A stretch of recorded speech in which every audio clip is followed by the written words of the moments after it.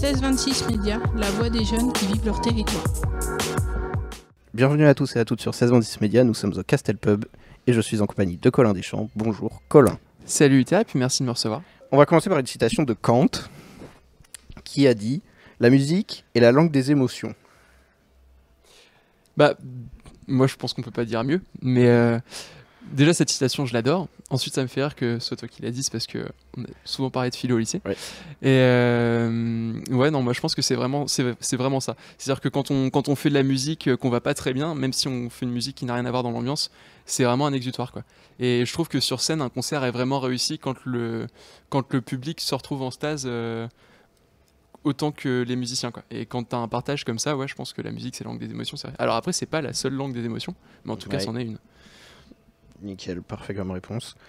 On enchaîne avec Miles Davis qui a dit « La véritable musique est le silence et toutes les notes ne font qu'encadrer ce silence ». Ouais.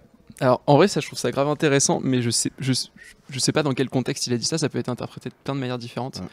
Ouais. Ce que j'aime bien là-dedans c'est qu'en musique on a toujours tendance à oublier le silence, alors qu'en vrai ça rajoute une intensité monstrueuse. C'est-à-dire que on a toujours tendance à vouloir enchaîner les morceaux, à pas laisser au public le temps de se reposer, mais en fait il y a parfois des moments où, enfin c'est assez marrant, mais par exemple on travaillait sur un morceau il y a quelques semaines avec See You Soon, et on a fait une erreur en coupant deux parties du morceau, on a laissé un tout petit temps de silence. Et c'était une erreur, hein, vraiment ça n'avait rien de volontaire. Et en fait on s'est rendu compte que c'était beaucoup mieux, parce que ça faisait monter la pression, ça mettait beaucoup d'intensité, c'était très court, et finalement on l'a gardé. Et ouais, je pense que effectivement dans la vie il y a plus de moments où il y a du silence que de la musique, mais ouais, je pense que c'est une manière de sublimer ça. Après ça peut être pensé de plein de manières différentes, quoi.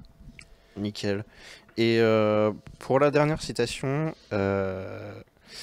c'est « Peu importe les mots, en musique, ce sont les sensations produites qui comptent ». Ça rejoint un peu Kant.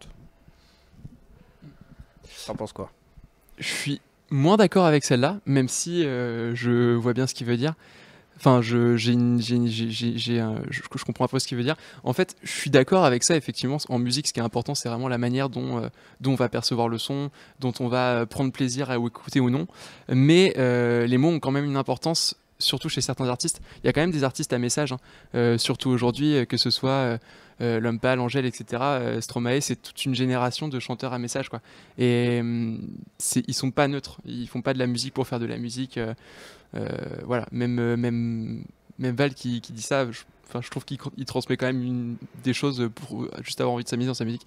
Donc ouais, mais par contre moi je prends aucun plaisir à écouter un son que je vais trouver super cool, où j'entends des Salchiennes, etc. Je pense qu'il y a certains codes qui doivent être cassés, et qu'il y a quand même une importance au texte en lui-même. Mais effectivement c'est vrai que si les sensations sont bonnes, on aura toujours envie de danser. Oui. Mais je pense qu'il y a une importance au texte quand même.